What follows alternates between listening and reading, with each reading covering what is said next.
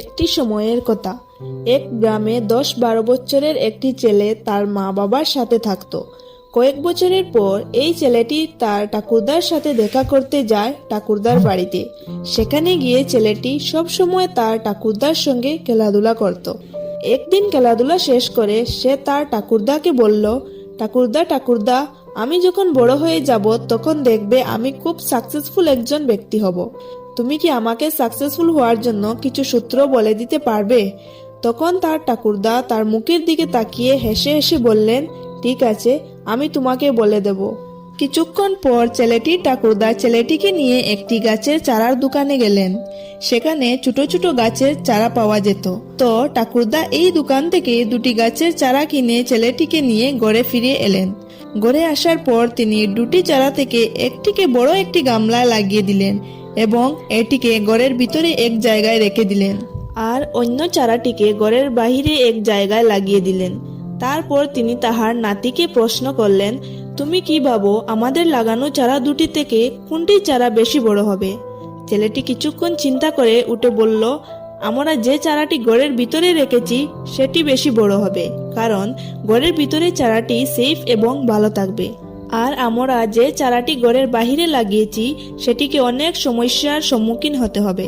ঝড়, তুফান, রৌদ্র আরো কত কিছুর সমস্যার সম্মুখীন হতে হবে। তখন ঠাকুরদা ছেলেটির মুখে তাকিয়ে হেসে হেসে বললেন, ঠিক আছে, ভবিষ্যতে দেখব এই 2টো চারা গাছের সাথে কি হয়। তারপর আরো 5 বছরের পর ছেলেটি আবার তার ঠাকুরদার সাথে দেখা করতে চলে এলো।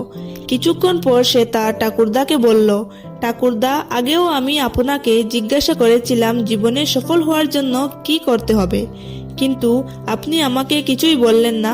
এবার কিন্তু আমাকে বলতেই হবে। ঠাকুরদা নাতির দিকে তাকিয়ে বললেন, ঠিক আছে, এখন বলবো, কিন্তু সবার আগে আমরা ওই 2টো চারা গাছকে দেখব যেগুলো আমরা 4-5 বছর আগে লাগিয়েছিলাম। এই কথা বলে ঠাকুরদা নাতিকে নিয়ে ওই জায়গায় গেলেন যেখানে তাহারা ঘরের ভিতরে তাহার গামলায় লাগানো চারাটিকে রেখেছিলেন, এবং তাহারা দেখলেন যে এই ছোট চারাটি বড় হয়ে একটি গাছ হয়ে গেল।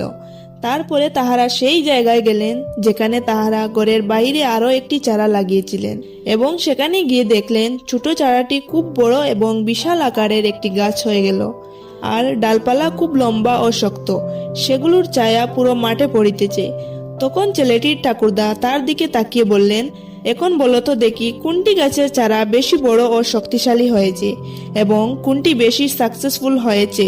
তখন ছেলেটি বলল, ওই চারাটি যেটি আমরা ঘরের বাহিরে লাগিয়েছিলাম।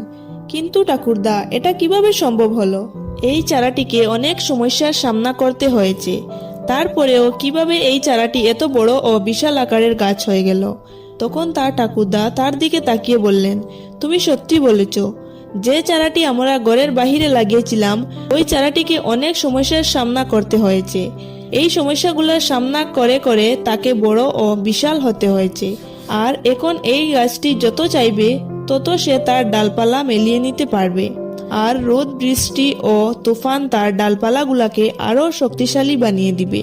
সেই জন্য সে একটি বড় ও বিশাল আকারের গাছ হয়ে গেছে। এখন তার সামনে এই সমস্যাগুলা খুব ছোট।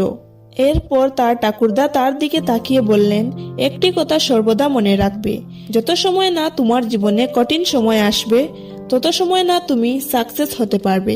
কঠিন সময়ের সাথে লড়াই করতে হবে, তারপরে তুমি সাকসেস হতে পারবে।